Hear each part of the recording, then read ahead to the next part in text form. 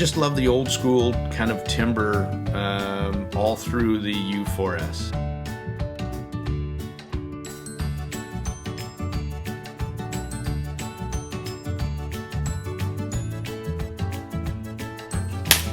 Sorry, Pee-wee.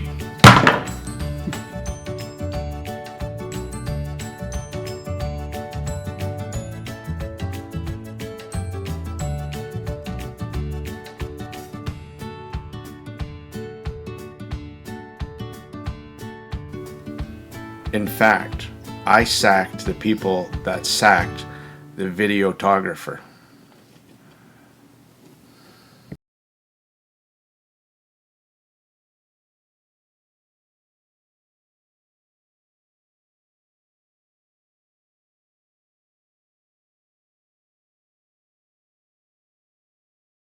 Hello everyone, this is the Tone Deaf Monk. Today's video is 64 bits of goodness. Do not worry, I'm not going computer geek on you. It's not a computer review, this is an IAM review.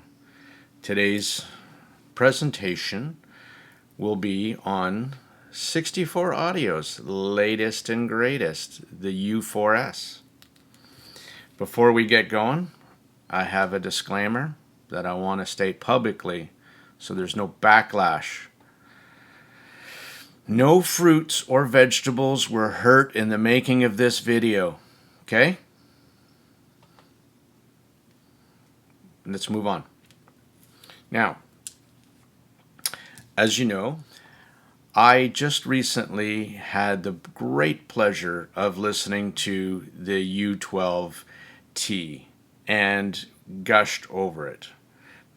Best IAM I have ever heard. I want to thank DJ Krusty for the generous loan of these IAMs and giving me a chance to listen to it and share my impressions with you. This is their latest one from 64 Audio. It was a bit of a mindful thinking on this video for the fact that when I first got the U4S in, I was doing comparisons and memory comparisons and my notes, and I watched my own video again and I was comparing this U4S to the U12T, and that was a giant mistake. And once I put many hours on this, more hours on this, I had to wrap my head around the fact that this is not a U12T. This is a U4S. This is $1,099 US. The U12T is in the $2 kilobuck range. So different price bracket and certainly a different IAM. So let's get into this.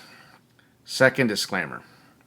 In this video, I incorporated some, I thought, humorous bits just to break up the monotony of my normal, monotone, sterile reviews.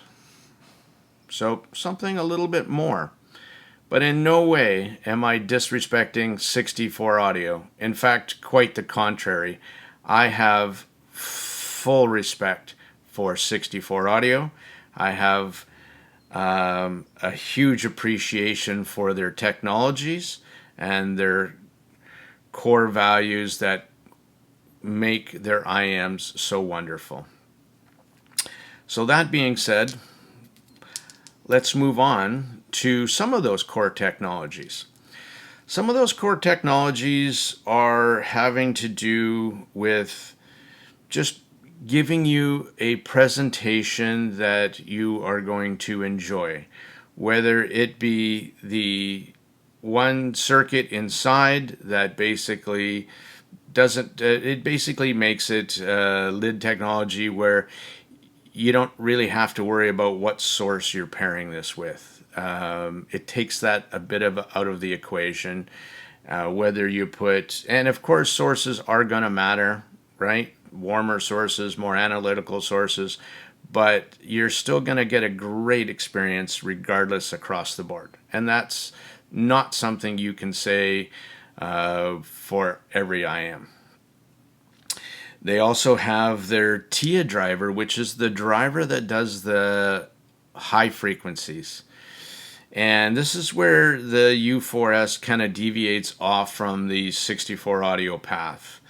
Not so much, the TIA driver is, imagine a balanced armature. Typically they have a little nozzle, and that nozzle is connected to a tube, and then the other drivers also have a tube, and they also go through the same bore, right, at the stem.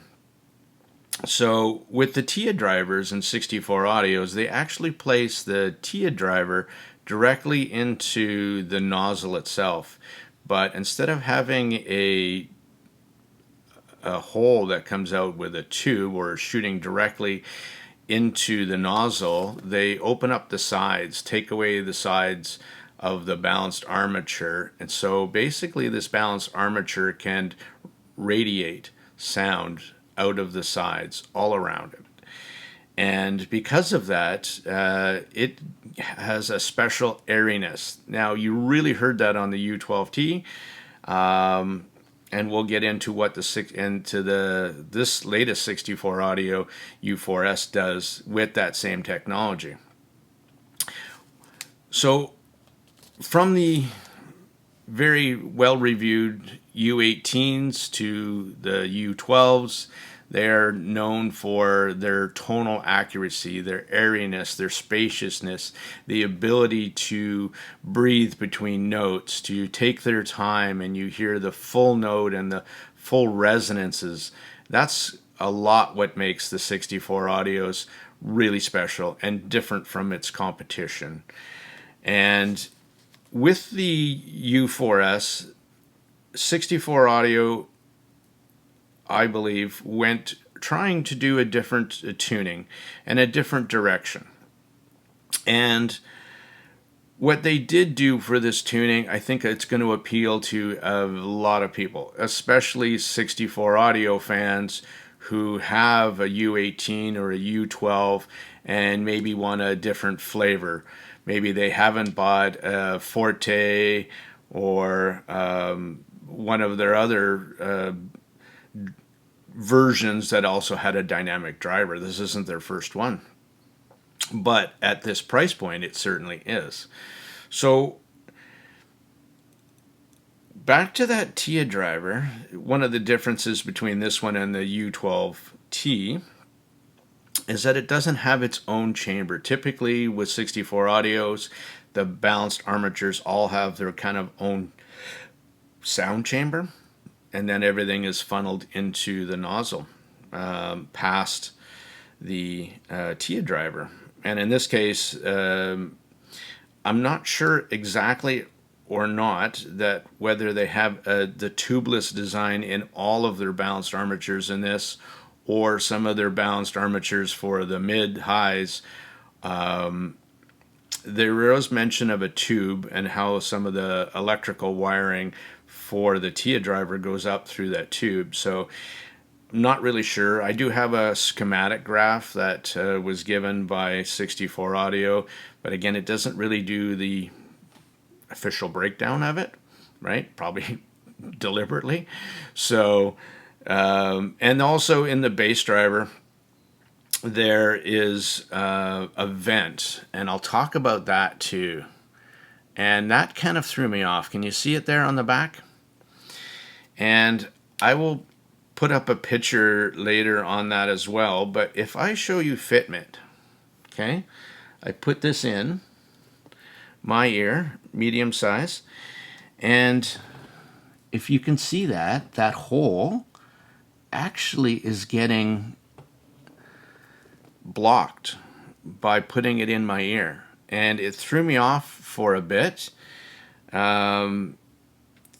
And it changes the bass, of the sound of the bass when you do that. If it gets blocked, it sounds really muddy and it pretty much cancels all the bass. So I wasn't sure what was going on.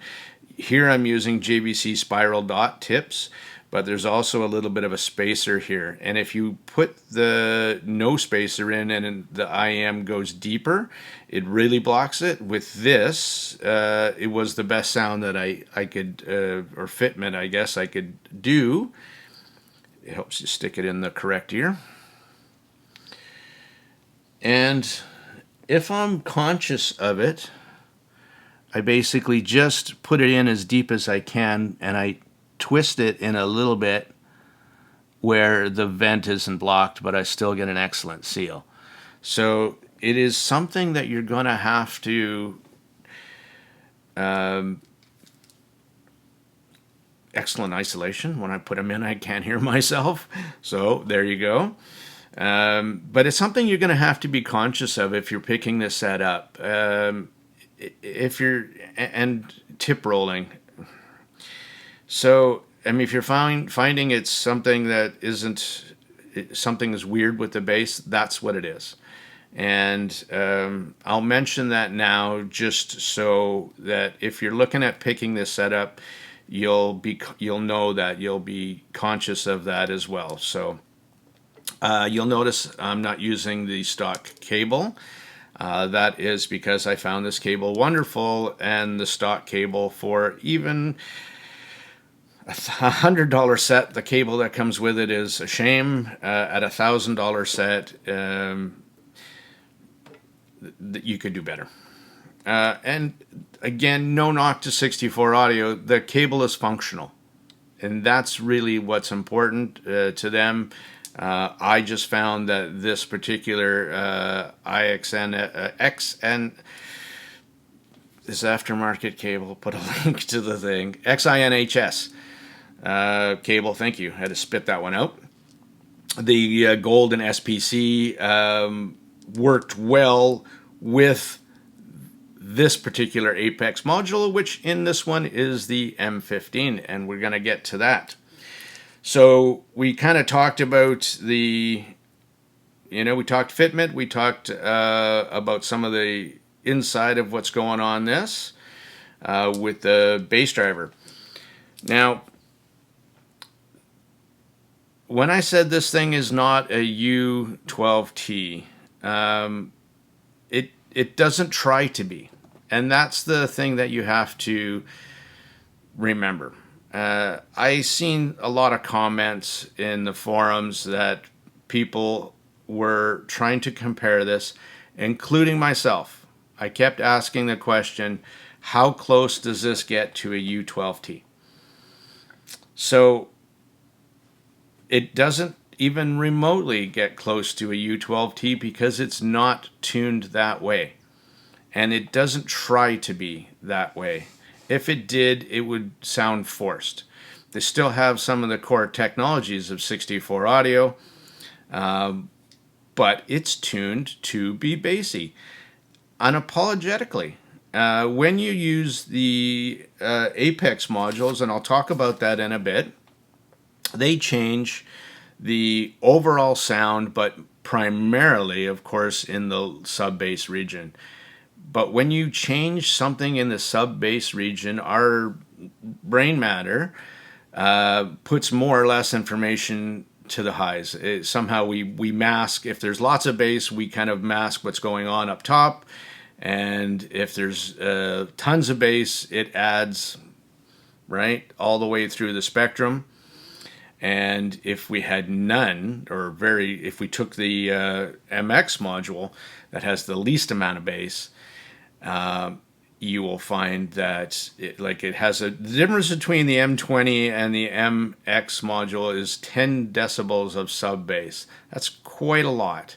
And what happens there is it changes the overall tuning. So when I came to grips with the soul of the U4S, and I was going back and forth with the different modules. I did the full gamut, and again, wow, it's so hard to give you impressions on something that can change so much. So there's a ton of listening that's involved in when you're doing one of these impressions, because you essentially have 4 different IAMs, 4 different characters. And later on in the video, I will have a visual representation to help you. So don't worry. Okay? If we talked about, well, let's go into the Apex technology now. And I shot a little video about that. Just let's go into the visual representation, and then let's come back to this one in a bit. Okay, so this next part of the video is going to talk about a couple core technologies, and this one is going to be about the Apex module. Now, the Apex module, these are the little modules that actually go into the top of 64 Audio's IAM. It'll make more sense in this video if you stop watching it and actually go back and watch my other video of the U12T, and I'll put a link to that as well, so it'll be easy find for you. What these Apex modules are primarily designed to do is relieve air pressure inside of your ears. Think of it as a super fancy venting system. And since you don't have any pressure buildup, you can wear the IAM longer. It's definitely more comfortable, and it makes a big, big difference. Probably doesn't get enough play out there for what it does and how unique and how very cool it is, but it should, because it's really, really awesome technology. Okay, modules. M20, silver, minus 20 dB of sound isolation. So this one is going to give you less air pressure out of the IAM and give you the most amount of bass. Stepping down from that one is the one that's inside here of the U4S right now. It's a dark gray one. That's the M15 module. Aptly named again, going to take 15 dB of sound isolation out. So give you less bass. And in this case, it's going to give you about 2 dB less sub bass. Now, the next one up is the brand new M12. That's the gold one. And that is coming exclusively with the U4S right now. And last up is the black module, and that is the MX. So X for 10 dB noise isolation. As we go, these are going to give you more or less air pressure, and what that's also going to do for you on the other side of things is going to change the sound signature. Now, if we reduce the amount of bass that on the back end, it's going to affect the highs and the upper mids as well, and it's going to affect the overall tonality of the IAM. And in this case, it changes it quite a lot, and there is a big variance between the M20 module, which is full bass, then you get this one, which is -2, and then the M12 will reduce it by 4 dB of sub bass, and then finally the MX will reduce it by 10 dB, so quite a lot. For a visual for you, let me just put this in maybe a way that it'll help you understand. Okay, as a visual representation here, just to give you an idea, it's the M20, full bass. This is the Don Juan of bass. This is full on. This is no compromise, no apologies, full frontal. Don Juan. Next up, M15. Now this one's Fabio. Fabio looks good, sounds good. Maybe Fabio goes a little over the top sometimes, but damn does he look good doing it. Now, we got Joe from Sales. Joe from Sales, balanced, reliable. It's It's got all the equipment to get the job done. And evenly. Takes his time, breathes a little bit. It's just a very enjoyable experience all the way. Then we kind of have the neutered version. That's the MX module. This is the MX module. The Pee Wee Herman version? No. Yeah. You know, you took a lot of stuff away from the bottom end, kind of the stuff that was making the U4S special. And when you get here, Pee Wee kind of wishes he had some coconuts. Okay, so Apex modules. That was a bit of fun. But in more serious note, let's actually talk about what those 4 modules did for me. Now, and in certain songs. So again, if you were playing Massive Attack Angel with the M20 module, it's a lot of bass. Too much bass for me. It starts to mask everything. M15 module, happy place.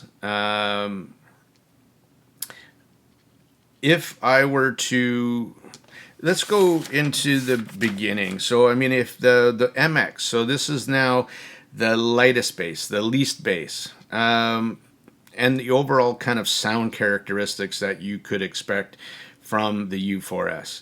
Now, I think this takes away really and that was my funny little vid, that it took away the soul of the U4S. When I said neutered, it really did. It was trying to make this the U12T, and it fails. When you get to half volume, no problem at that filter, that Apex module. But you push it past that, and things get splashy, things get sibilant, and there is no bass sub-bass to balance it off. Okay? Female vocals sound off, not natural, not enough weight. Male vocals the same. There's just not enough weight in the lower area to compensate the amount of highs that are you're being presented. Is it the most analytical? Is it the most airy? Is it the most detailed? Yes, it certainly is with that filter. But instrument separation even suffered, like violins, piano, they just sound light. Now the new M12 filter, that's a really unique one. That's the gold one that I showed you. There is more weight to bass and drums. Still don't think it's enough. Vocals still suffered, male and female, getting closer. But still not enough to add the correct tonality, in my opinion. Piano sounded much better. Violins, because of the extra high frequency energy, sound fantastic. Stereo separation, again, spot on. Overall, it would be good for classical. Dark gray, M15, that's what's in here right now. So I think this one's the best, and it starts adding in the soul, really, for rock and pop. I think this particular filter is now, and certainly, more colored. First of all, the U4S is not a neutral IM. It is colored through and through, again, unapologetic. Now, how much of that coloring do we want to get? Well, we want to get a lot, actually. If we want to appreciate this IM for what it really is, then let's give it what it really does. It's not, the M15 doesn't give it the most amount of sub-bass, but in fact, it drops it down by about 2 dB over the M20 filter. So the bass, the sub-bass, hits hard, has authority.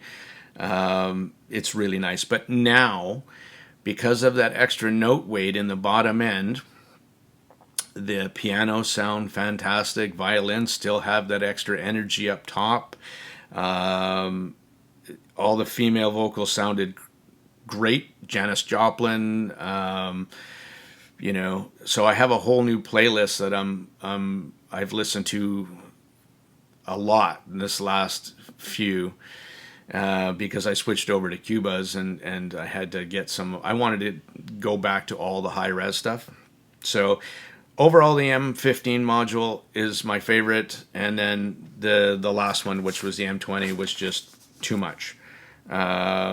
Pianos now sound cloudy. Violins lost their resolution. Too much weight to male vocals. So the M15 for me was the perfect one. Again, not trying to be a U12T or a U18T, just trying to be what it is. So in overall impressions, you can really say that, yes, the U4S is a colored IM, and it does so in a really great way. I think, and again, it really depends on the module, where you could talk about instrument separation and all that. With none of these modules, for me, there was no perfect module. Okay? There was, at any one time, I was either missing or wanting something with each of these filters. So does it mean that I didn't enjoy the U4S? No, not at all. I think it's a wonderful, wonderful IM, and it will find a place and will be much loved, especially if you're entering in the foray of 64 audio and you want to get a taste of some of these technologies like the TIA driver as well.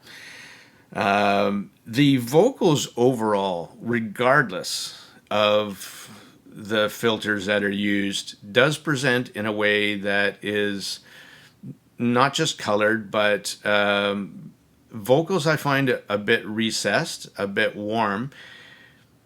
But here's the cravat. It's done in a way that makes it sound more organic, like the 7 Hertz legato tried to do with the bass, but didn't do for the mids and highs. This certainly did.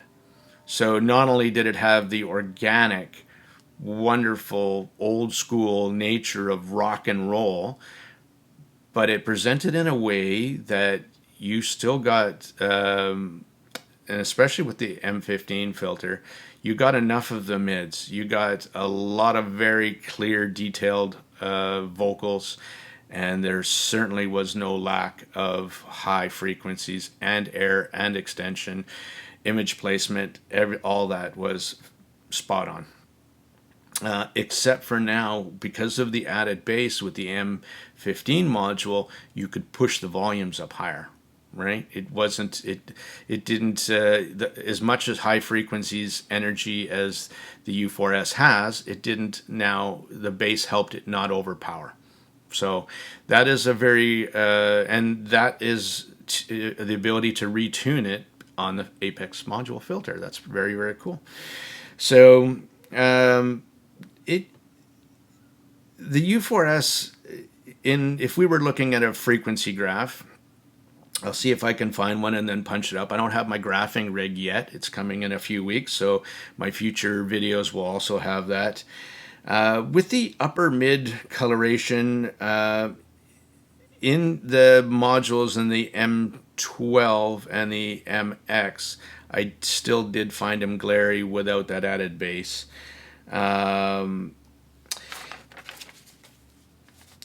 The lower mids, because they scooped it out from like 400 to 800 hertz, if you didn't have that extra bass added in, I found that vocals were just missing. It's not my preferred tuning. I would rather have more energy there, and I'd certainly like to have more mid bass there to get some more kick drums and the snap. If you scoop it out in that area, you'll find that it does sound thin for vocals and instrumentations. If you listen to, say, rock, you won't find as bad with the M15, because it adds in such nice organic bass that you probably won't miss it as bit much. But again, like I said, there's not one of these filters for me that put me in a happy place, that said, it gave me, yeah. Then that secondary 8K bump, again, if you're a bit treble sensitive and you push this up higher and you don't have the bass to bounce it off, it gets pretty glary on the top end. And only at, again, lower volumes, if you're pushing up the volume higher, that's when you get it. But at low listening volumes, wonderful, right? Added detail extra. So I just love the old school kind of timbre all through the U4S. One more little segment that I'll just touch base with on this one is just musical impressions of some of the tracks that I listen to as well. So if you've seen my playlist, it really has all things from, like, I start off listening to the Tea Party, Tragically Hip, Big Wreck, Nirvana, U2, Phil Collins, Metallica I listen to, Lux Eterna for that fast bass. And then Enter the Sandman live to get that open spaciousness. Again, the 64 audio U4S nails it with that. I mean, with that TIA driver, if you don't feel like you're right there, there's something wrong with you. Manskin live, Massive Attack. I switched up from Angel to a different one, Unfinished Sympathy. Very cool track. I actually prefer it over Angel now. All My Friends Are Here from Joe Satriani, so I got my guitars in there. Sting, again, I'm listening for the drums, the hits, the taps. The National, Billy Joel, Dire Straits, John Legend. Again, some absolute classics in male vocals. Nils Lofgren, another very, very cool track. Guitar, I'm listening for that.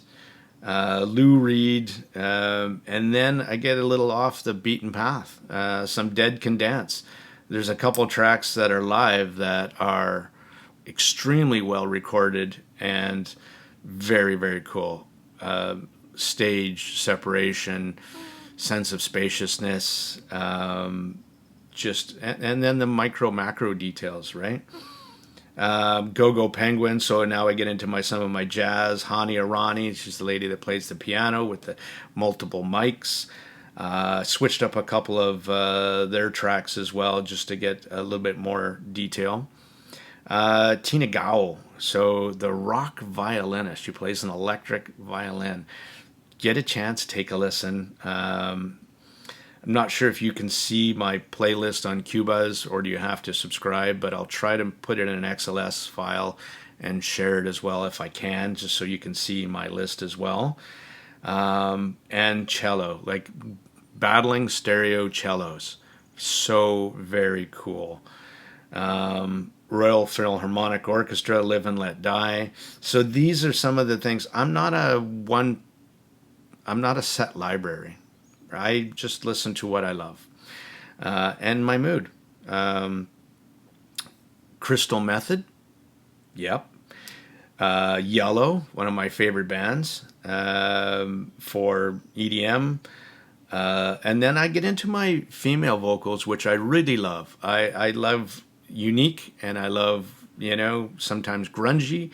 Lorde, Pink, Miley Cyrus, Ellie Goulding, Halsey, and then that's kind of modern vocals, and then I go deep, right? Hallie Steinfeld, Sia, Alanis Morissette. So now we're getting some edginess, and a couple just phenomenal, for me, female vocals like Jennifer Warnes, Ella Fitzgerald, Melody Gardot, Over the Rainbow live again. And then one you really should put on your, just listen, Enter Sandman. So yes, it's a takeoff of a Metallica song from Young San Ha, same girl. And it's classified as vocal jazz. It's absolutely fantastic. The U4S, how did that do on that? You have to listen to this track, and you can hear her whisper into the mic. Yeah. The U4S did it very well. The Fan 2 gave me goosebumps.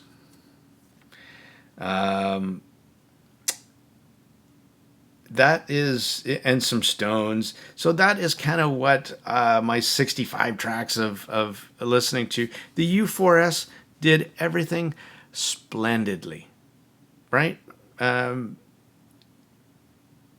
For me, I loved every track that I named or listed off on my playlist when I came to grips with the soul of the U4S. And I really enjoyed it. I think it's a wonderful, wonderful IM. There's other IMs that are definitely have better resolution, that have better imaging. The imaging really on the U4S is, on some songs, incredibly wide, almost behind your ears. The depth, not so much. Very intimate, actually, it presents, especially when you have the M15 filter. And the height was okay. So, I mean, the strong suits is definitely some staging, but there's other IMs, even for 1/5 of the price, that do it better. But again, no knocking on the U4S. I think it was wonderful the way it presented. There just was, and if I was being super analytical and trying to break down the replay per track, then yeah, I could pick it apart, or I could just put it in my ears and have fun. Really, that I think is the sum up of the U4S. What its soul is, it's bassy, fun, balanced, rock and roll goodness with an organic kind of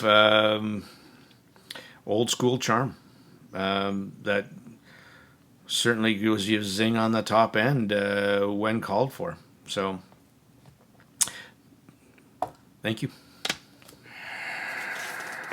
Do a comparison now of this, because that question will come up. How does it sound compared to the U12T? Well, again, this is not trying to be a U12T. There is a reason why the U12T is $2,000. 64 Audio wouldn't make an IM that is going to directly compete against that, and they can't at that price point. Well, they probably could. That would kill their sales of their high-end ones. I mean,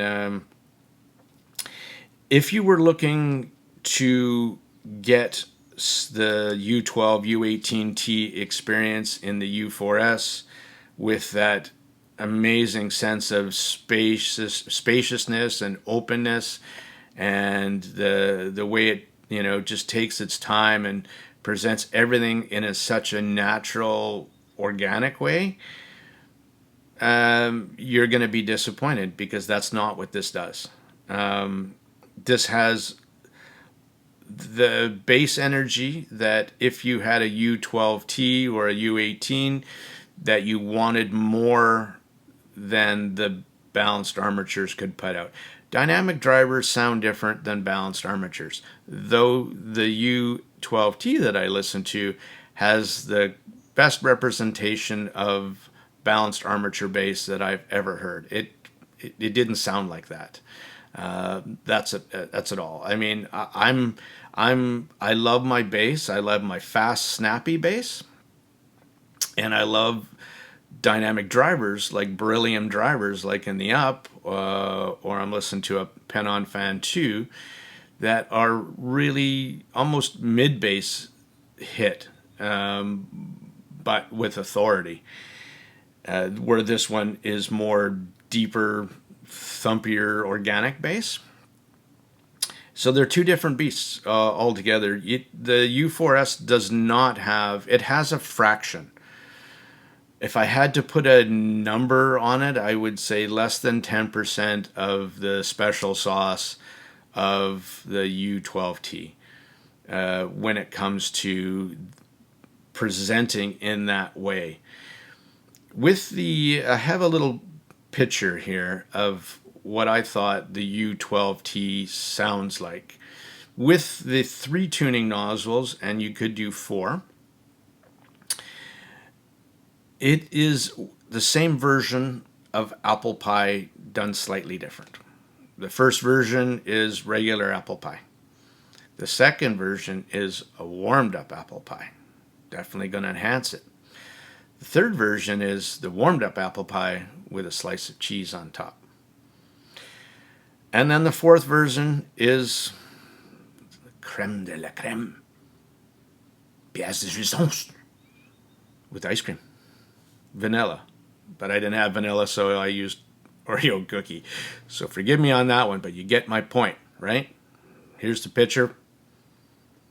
That was a U12T. It was different slices of the same pie. It didn't deviate too much, and it didn't go too deep into one direction or the other direction with the modules.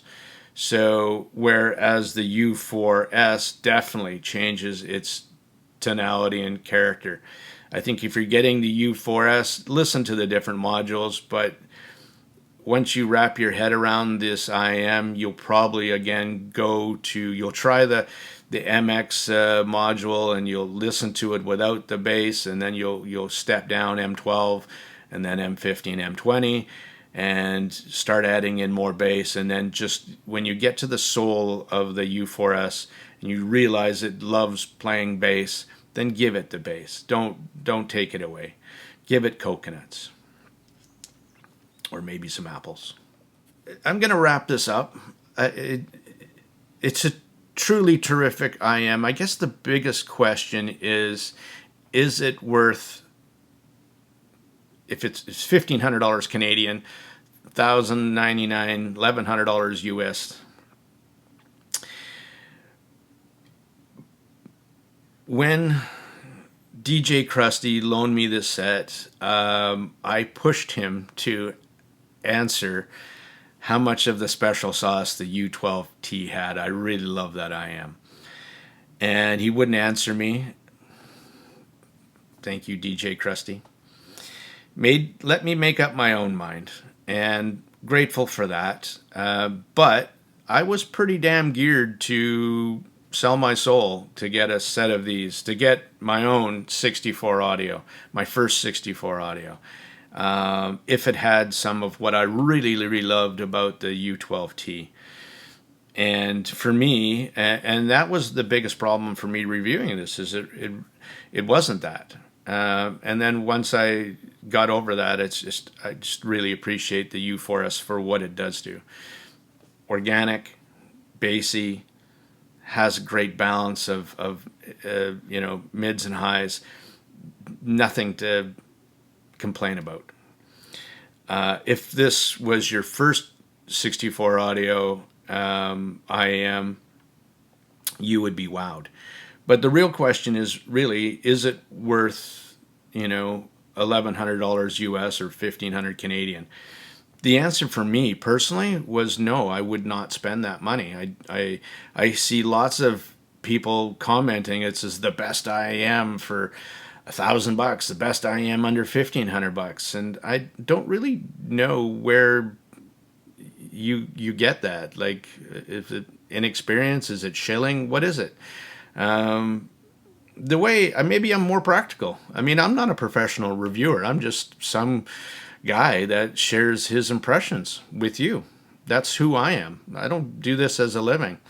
and I don't make money on any of my reviews. So for me, that was an easy answer because at the same time that this had come in, I had also received a sample from Penon for and this is not a paid for, there's going to be its own video. I fell in love with the Penon Fan 2 for $280. Watchers of my video, you're going to be pleasantly surprised with what I can help you out on that one. But the reason why I say this isn't worth $1,099 is because listening to that Fan 2, it has BA like bass with slam, and it still goes low with the dual 6mm drivers. But the air, the separation, the instrument detailing, vocals, vocal placement, vocal originality, tonality, and timbre kill the U4S. Devastated. The two are completely different. I think for $280, possibly less, that is an absolutely smashing IM. So I wouldn't spend $1,099 on this. One of my favorite sets are Zen Mangered Ups, $700. Penon Fan 2, $280. Simgot EA 500. There's 3 IMs. I would buy 3 aftermarket cables and 3 aftermarket cases, and I'm still less money. So that's something to consider. So yes, the 64 Audio U4S has tuning filters that can change its sound. You can't change its core soul. Whereas if you had 3 IMs, magnificent in their own right, you could put whatever IM you wanted in your ear if you wanted to chill. Like, go back to home base, as another good friend recently reviewed that one, and I love that description. Put them in your ears, put on your favorite socks, throw a Zen's Mangered Up in, and reset. Then I want something more lively. I want something that is going to toe tap me, put a big shit-eating grin on my face for hours. Fan 2. EA 500 from Simgot. Wow, what a spectacular value for under $100. What a wonderful IM. Those 3 all have their own flaws, but they all have their own character as well. So that's my point, really. Something for you to consider. I'm sure if you paid $1,190 or $1,100 US for this, you will be happy. It doesn't do anything bad at all. You can't fault 64 Audio. Nailed it for what they wanted to achieve, and they did it. It's just a wonderful, wonderful IM. That being said, you have an opinion and you have choices, and I'm just here to share mine. So I thank you for watching my videos very much, and I love your comments, and I greatly appreciate all of you. So thank you. This is a Tone Deaf Monk, and I'm out. Until the next one. Penon Fan 2 coming up. Okay, M20. The most amount of bass. This is the Don Juan. This one is the lover of bass. This one's full bass. Full. No apologies. No And full frontal. That's the Don Juan. That's the M20. Then, right here, we got the M15. This is the Fabio. Come on, Fabio. You look good. You sound good. You look good. Sometimes goes a little over the top, but looks good doing it.